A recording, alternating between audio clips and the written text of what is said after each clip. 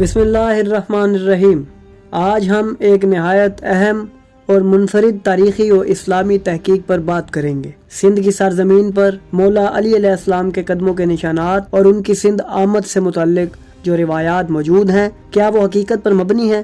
کیا مولا علی علیہ السلام اپنے فرزندان کے ہمراہ سندھ تشریف لائے تھے؟ اور ان کے 3 معجزات جن کا ذکر سندھ اور اہل بیت نامی کتاب میں ملتا ہے، کیا ان کا کوئی تاریخی جواز موجود ہے؟ ناظرین، آج ہم ان تمام نکات کو مستند شیعہ اور سنی کتب کے مطابق دیکھیں گے۔ شیعہ اور سنی کتب میں مولا علی علیہ السلام کے مختلف علاقوں میں تشریف لے جانے کے حوالے کئی روایات میں موجود ہیں۔ تاریخ یعقوبی، بحار الانوار اور فتوح البلدان جیسی مستند کتابوں میں یہ ذکر ملتا ہے کہ امام علی علیہ السلام نے یمن، خراسان اور دیگر علاقوں میں اسلام کی تبلیغ کی۔ ناظرین، انہی روایات کی روشنی میں سندھ میں ان کی آمد کے امکان پر غور کیا جا سکتا ہے۔ سندھ اور اہل بیت نامی کتاب میں بیان کیا گیا ہے کہ مولا علی علیہ السلام اپنے فرزندان کے ہمراہ سندھ تشریف لائے اور یہاں 3 بڑے مسائل کو حل فرمایا۔ پہلا مسئلہ سندھ کے ایک علاقے میں ایک خوفناک سانپ کا تھا جو لوگوں کو تنگ کر رہا تھا۔ روایات کے مطابق مولا علی علیہ السلام نے اس سانپ کے ساتھ جنگ کی اور اسے ختم کیا، جس سے سندھ کے لوگوں کو نجات ملی۔ دوسرا معاملہ ایک ایسے جن کا تھا جو سندھ کے رہائشیوں کو پریشان کرتا تھا۔ مولا علی علیہ السلام نے اس جن کو قابو میں کیا اور لوگوں کو اس کے شر سے بچایا۔ تیسرا واقعہ سندھ کے ایک دریا کے متعلق تھا جو الٹی سمت بہتا تھا۔ مولا علی علیہ السلام نے اس کا رخ سیدھا کر دیا اور یہ معجزہ سندھ کی تاریخ میں ایک اہم واقعہ سمجھا جاتا ہے۔ اسلام میں نبی اکرم صلی اللہ علیہ وآلہ وسلم اور اہل بیت علیہ السلام کے آثار کو خصوصی اہمیت حاصل ہے۔ طبقات ابن سعد جیسی کتب میں ذکر ملتا ہے کہ صحابہ کرام نبی اکرم صلی اللہ علیہ وآلہ وسلم کے آثار کو بطور تبرک رکھتے تھے۔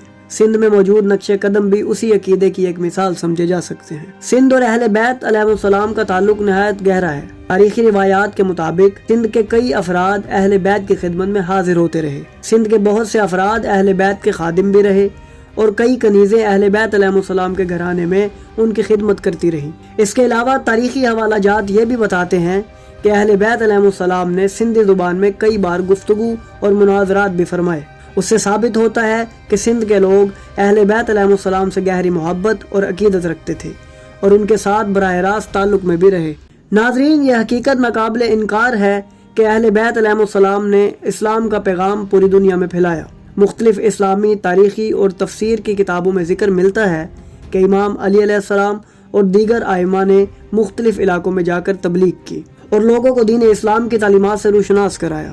امام علی علیہ السلام کے یمن، فارس، روم اور دیگر علاقوں میں جانے کے حوالے سے مختلف روایات موجود ہیں جو ثابت کرتی ہیں کہ اہل بیت صرف جزیرہ عرب تک محدود نہیں رہے بلکہ ان کا فیض پوری دنیا میں جاری رہا۔ یہی وجہ ہے کہ مختلف خطوں میں ان کی تعلیمات اور معجزات کے اثرات پائے جاتے ہیں اور سندھ میں ان کی آمد کا تذکرہ بھی اسی زنجیر کی ایک کڑی ہے۔ آثار قدیمہ کے ماہرین نے سندھ کے قدیم اسلامی آثار پر تحقیق کی ہے۔ ان کے مطابق البدایہ و النہایہ میں ذکر ہے کہ عرب تاجروں کے ذریعے اسلام برصغیر میں پہنچا۔ فتوح البلدان میں ذکر ہے کہ امام علی علیہ السلام کے دور میں اسلام سندھ تک پہنچا۔ ناظرین، سندھ میں اسلام کی ابتدائی آمد پر تحقیق ابھی جاری ہے مگر نقش قدم کے تاریخی شواہد محدود ہیں۔ یہ ایک تحقیقاتی موضوع ہے جس پر مزید مطالعے کی ضرورت ہے، مگر جو چیز یقینی ہے وہ یہ کہ مولا علی علیہ السلام کا ذکر ہمیشہ روشنی اور ہدایت کا سبب بنتا رہا ہے۔ کیا آپ کو اس موضوع پر مزید تحقیق کرنی چاہیے؟ ہمیں اپنی رائے ضرور دیں اور اس ویڈیو کو شیئر کریں تاکہ زیادہ سے زیادہ لوگ اس دلچسپ تاریخ سے واقف ہو سکیں۔ اور اگر آپ کو ہماری یہ کاوش پسند آئی تو ہماری ویڈیو کو لائک کریں، ہمارے چینل کو سبسکرائب کریں اور بیل آئیکن کو بھی دبا دیں تاکہ آپ کو ہماری آنے والی مزید ویڈیوز ملتی رہیں اور آپ علم سے مستفید ہوتے رہیں۔